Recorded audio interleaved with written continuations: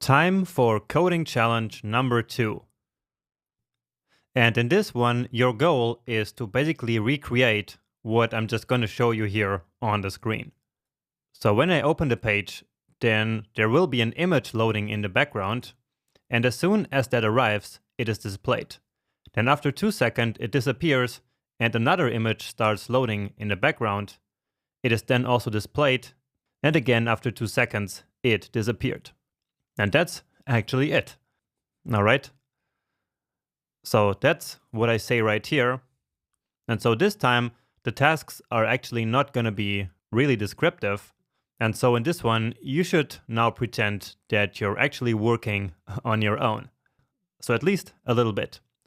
And in fact, this challenge is difficult on purpose. Okay, so this is not an easy one, but I hope that with some time and with some effort, and also with reviewing everything that we learned so far in this section, you can at least complete parts of this challenge. But anyway, let's now still take a look at your tasks here. So I want you to create a function called createImage, which receives as an input a variable called imagePath. So this is basically the path to an image that I will show you in a minute. Now this function should return a promise which creates a new image. So really a new image in the DOM, and for that you can use document.createElement with the image tag. And so this is how we learn to do it in the advanced DOM section, right? So you create that image and you set the source attribute to the provided image path that you received here. And as you already know, this setting the source path is an asynchronous operation. And so basically, your task in this part 1 is to promisifying all of that. So when the image is done loading, you should append that image to the DOM element that has the images class, and then resolve the promise. And the fulfilled value of the promise should be the image element itself. Okay? And in case there is an error while the image is being loaded, and so that is the error event that you need to listen for, so in that case, reject the promise. And again, if this part is too tricky for you, then you can always just start watching the solution, at least for this part. All right. And so after the first part of promisifying, the image loading comes, of course, consuming that promise. So after the image has loaded, I want you to pause the execution for 2 seconds using the wait function that we created previously. Then, after these 2 seconds have passed, I want you to hide the current image by setting display to none. Now then, you should load a second image. Now, in order to hide the current image, my hint here is that you use the image element that was returned by the createImage promise. So remember that the resolved value of the promise should be the actual image element itself. And so you can use that element to hide it. You will just need a global variable for that. But I hope that once you reach this part, you will notice that for yourself. Anyway, after the second image has loaded, so this part here in the step number 4, so after this has happened, I want you to pause execution again for 2 seconds. And then after these 2 seconds have passed, hide again the current image. So just to make sure you understood what exactly is needed, this is here what should happen. So the image is loading, then it's displaying, then it's hiding, and loading again. And so now it's hidden one more time. Now the images for doing this are here in this image folder. And so the path to these images is going to be image, so img slash, and then img1.jpg and img2. Okay? And here to actually see this effect, go to the network tab and set your speed to fast 3G, because otherwise the images are going to load too fast for you to actually see any effect. All right. So again, don't stress if this becomes overwhelming and too difficult. So I designed this one on purpose to be a real challenge for you. And so if you need to watch parts of the solution, then don't worry about that at all. Okay? As always, what matters is that you actually try. But anyway, good luck for this one, and take all the time you need, and then I see you back here. Okay, welcome back. So I hope that you did at least part of it. And so let's start with the solution here. So create image, which should take in an image path. And then whenever we are promisifying something, we always return a new promise. And also the promise is always done in the same way, at least in the beginning. So we have the resolve function and the reject function, which are received by our executor function. Okay, now we are told to create a new image using document.createElement. And so we want to create an element of the type image, and so that's img. And then all we need to do is to set the source property of that to the image path that is received. Okay, and so then on that image, we can wait for the load event.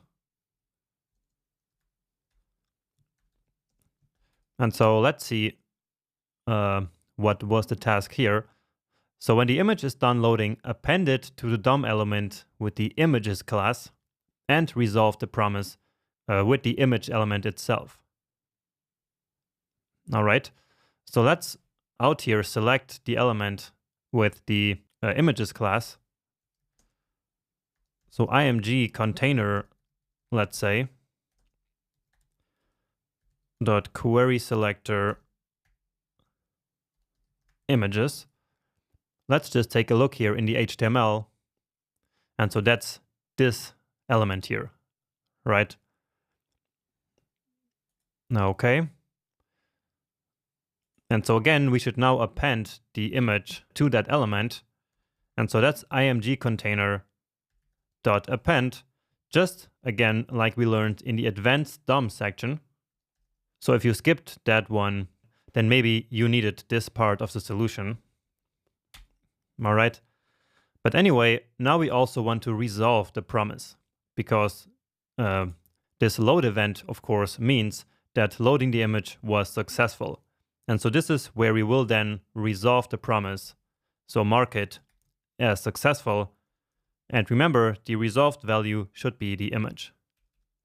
And now we should also listen to the error event. Remember? And so in this case, we will then reject the promise with a new error, as always. And let's say image not found, because that is probably the most likely error. So here it actually says that we should test the error handler by passing a wrong image path. And so the error message here that makes sense is this one. Okay. And so this should actually complete part 1. And I know that I'm doing it quite fast here, but that's because we actually did many of the things here already before, but simply in a different context. But we already know what resolve and reject do, and so this, I think, should be understandable, right? But anyway, let's now handle the fulfilled, so the successful promise. And so that's this part here. And so remember that here we received the image as the resolved value. And now actually we don't need to really do anything here. So because the image is already being appended to the DOM up here. And so for now at least, we can just log something to the console, like image1 loaded. And then a bit later, we will actually worry about waiting these 2 seconds. So let's go here to our part. And of course, I need to actually pass in the path to the image. So as I said, that's image, and then VS Code is nice enough to give us that path. And indeed, here is the image already. So as I said, I will just set it here to fast 3G now. And so now you see it's taking some time, but eventually it will arrive. And so as it arrived after that, then we logged to the console image1 loaded. And so again, that happened because the promise was actually resolved. Let's also right away add the catch handler. And so here we just want to log the error, and let's format this nicely. So let's just change the name here. And now we get our error. So image not found. All right. And so now here we could do something more realistic, like giving the user a real error message or something here on the screen. But in this case, that's simply not necessary.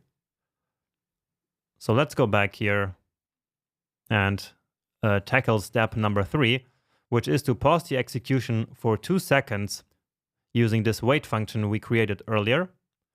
So let's grab that here. So this one. And I'm going to put it right here at the beginning. All right. And so now in here, we will wait for 2 seconds. And so this is going to return a promise. So this part here. And so let's now return that so that we can chain the next then handler on that. And wait doesn't have any resolved value, remember. And so we don't specify any argument or any parameter in this function. And now remember, here what we want to do is to then hide this first image. So this one. However, this image is only defined in this function, but not in this one. And so that's why I said previously that we are going to need a global variable to do that. So let's do current image. And then here, all we do is to set current image to the image, and then we can hide it right here. So that's current image dot style dot display set to none. And so this should load the image, and then after 2 seconds, it will hide it. So let's wait for it. 1, 2, and there we go. Great. So we have that working as well. And now load a second image. And yeah, that's actually it. So then we just have to pause execution again after 2 seconds and then hide the current image again. And so this one is now going to be simply the same. So where are we going to load the next image? Well, it's going to be right here, so that we can then chain the next then handler into our chain here. So we will return a new promise, which is the one that is returned by create image. And this time, so I'm missing the quotes. Okay. And then another then. And so here we are back to receiving an image. And now let's just do exactly the same. So we assign the current image to image so that in the next step we can then hide it. Then image2 loaded, and we wait 2 more seconds. And then in the next handler, we hide the current image again. And so let's see. So after the second image has loaded, pause execution for 2 seconds again. Check that we did. And then after 2 seconds have passed, hide the current image. So check again. So we did both. And so our code should be complete now. And so let's wait for it. 1, 2, and there it goes. So now the second one is loading in the background in 1-2 seconds. And that's it. That's our very small mini application, which had the simple goal of showing you how we can promisify this logic here of setting the source attribute of an image basically asynchronously. So I hope that you managed to do this part here.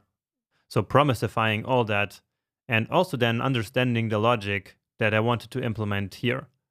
And if you did something a little bit different, then that's of course not a problem at all. Okay? So I keep saying it, but that's just because it's really true. So what I want is you to try and to practice, and the results will follow. If not today, then some other day.